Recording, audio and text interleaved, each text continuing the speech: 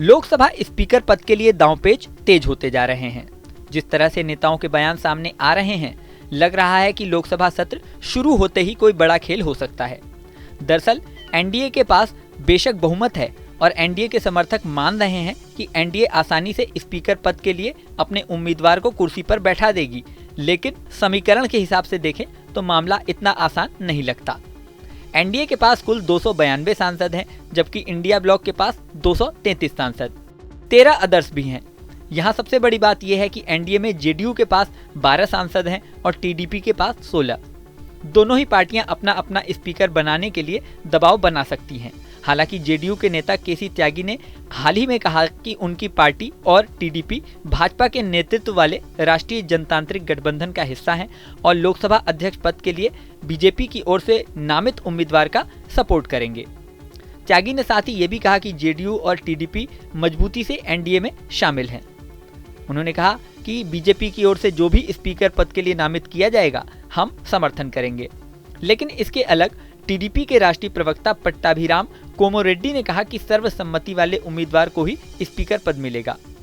उन्होंने ये भी कहा कि इसको लेकर एनडीए के सहयोगियों के साथ बैठक होगी और तय किया जाएगा कि स्पीकर पद के लिए हमारा उम्मीदवार कौन होगा। आम सहमति बनने के बाद ही उम्मीदवार उतारा जाएगा और टीडीपी सहित सभी सहयोगी उसका समर्थन करेंगे।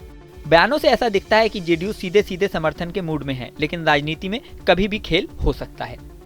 वहीं दूसरी ओर मीडिया रिपोर्ट्स में तो स्पीकर पद के लिए इस बार ओम बिड़ला को और डिप्टी स्पीकर पद के लिए कर्नाटक की बीजेपी अध्यक्ष डी पुरंदेश्वरी के नाम की चर्चा सामने आ गई है।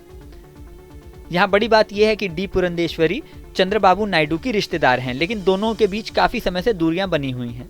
हालांकि इस बार लोकसभा चुनाव के बाद जरूर इस बात के संकेत मिले हैं, दोनों के संबंध फिर से मधुर हो रहे हैं। हालांकि अगर डिप्टी स्पीकर पद के लिए डी पुरंदेश्वरी का नाम फाइनल होता है तो चंद्रबाबू नायडू का क्या रुख होगा, ये बड़ा सवाल है। अब इंडिया ब्लॉक ने डिप्टी स्पीकर पद की मांग करके दबाव बनाने की राजनीति शुरू कर दी है। साथ ही ये भी कह दिया है कि अगर डिप्टी स्पीकर पद नहीं दिया गया तो स्पीकर पद के लिए कैंडिडेट उतारेंगे। राजनीतिक जानकारों के अनुसार इंडिया ब्लॉक को उम्मीद होगी कि अगर जेडीयू या टीडीपी में से कोई भी स्पीकर के मुद्दे पर एनडीए के फैसले से अलग गया तो खेल हो जाएगा। ऐसे में अब समीकरण उलझता जा रहा है। जेडीयू और टीडीपी का राजनीतिक इतिहास भी गठबंधन बदलने का रहा है। ऐसे में INDIA ब्लॉक उम्मीदें पाले बैठा होगा, लेकिन फाइनली कौन स्पीकर बनता है और कौन डिप्टी स्पीकर, ये तो 24 जून को लोकसभा सत्र शुरू होने के बाद ही पता चलेगा। इस वीडियो में फिलहाल इतना ही, लेकिन जाने से पहले सबसे जरूरी बात, हमारे चैनल न्यूज नेशन को आपने अगर सब्सक्राइब नहीं किया है तो सब्सक्राइब कर लें। इसी के साथ स्क्रीन पर दिख रहा बेल आइकन प्रेस कर दें, जिससे हमारे नए नए वीडियोस की नोटिफिकेशन आपको मिलती रहे। मिलते हैं नेक्स्ट वीडियो में, बने रहें न्यूज नेशन के साथ।